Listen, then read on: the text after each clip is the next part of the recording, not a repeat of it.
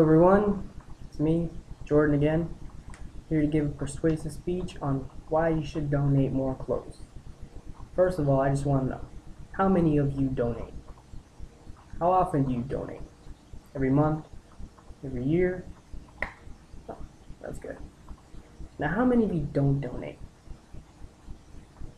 Ask yourself this, why don't you donate?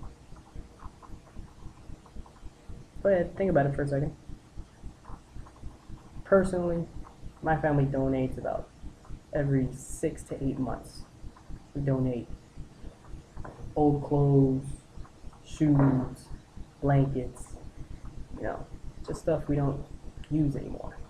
We even go as far as donating old electronics. Yeah, look how old that is. Some examples that I retrieve from the Goodwill website, I deal a lot with Goodwill. I used to volunteer for them in high school. Donations and contributions help people find good jobs. Statistically, every 38 seconds of every business day, someone gets a job, and they move closer and closer to economic stability. In 2011 alone, Goodwill was able to provide 4.2 million people with career services, thanks to contributions. That's just something to think about. All right, moving on. Donating clothes, very easy. By far the easiest thing that I've ever done. You're probably asking, Jordan, how easy is it? I'll show you how easy it is. It's about as easy as getting clothes you don't wear anymore. Clothes that have paint on them, clothes you haven't worn in. Well, I haven't worn this in 8 months, and it's just as easy as getting a box, putting the clothes in the box, and taking them to a drop center. Now, these drop centers, they can be found all over the place. Oh, in the greater Miami area alone, there's about 55 drop centers. I also got that off the Goodwill website. That means, if you average it out, that's about 2,600 Goodwill drop-off sites in the United States. And they take these clothes everywhere. Most recently, you can think of the tragedy in Haiti. A lot of clothes and donations, were given to them by Goodwill. Salvation Army is another place you can give clothes to, and shoes and blankets. There's about 50 camps in the United States. I know there's more, but I couldn't find any more information of where you can drop them off. Moving forward, you can donate just about anything. Acceptable donations include clothes, accessories, houseware, stuff like dishes, forks, stuff that you think is out of date and you've already gone out and buy new stuff. You don't have to discard all the old stuff. You can donate it. People need that stuff. Homeless, they need something to eat off of, something to eat with, and they need clothes to keep them warm. Other acceptable donations are things like toys. For those of you who have had kids, or you were a kid once, you go to a toy store, Mommy, I want this. Mommy, I want that fire truck. And within 3 to 4 days, the toy is never touched again. So instead of discarding that toy, you can donate it to your local center, and they can use it. More acceptable donations include working electronics. Yeah, I showed you the cell phone. It still works. It's just very out of date. We don't want it anymore. We don't use it anymore.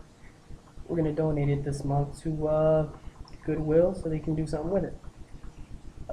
Something else I donate, and my friends think I'm crazy for this, is I donate my old watches. This watch is about 4 years old. Boom, in the box, ready to go to Goodwill, so that somebody else can use it. I don't really need it anymore. Some stuff that isn't acceptable to donate is spoiled food or broken items, like a broken TV, broken fax machine. Can't really be used if it's broken. If you're unsure, what to donate, what not to donate, good thing to keep in mind is If you give it to a family member or a friend, it's acceptable donation. You know, if it's broken or anything like that just doesn't work anymore, don't bother dropping it off at a Goodwill center. Another thing to keep in mind, you know, April 15th, it's always around the corner. Your donations aren't only contributions, but they can be seen as a tax write-off. You know, federal law does permit Goodwill donors to claim tax deductions from donated clothing and household items that are in good condition. Again, if you're unsure what good condition is and what to donate, what not to donate, just think. If you would give it to a family member or a friend, it's good enough. Also, you can check out the Salvation Army website, and they have a price list. If you want to donate stuff like stoves, refrigerators, or household items like that, they have prices ranging from $80 deductions to $125 deductions. It's crazy, I know. It's like they're giving away money.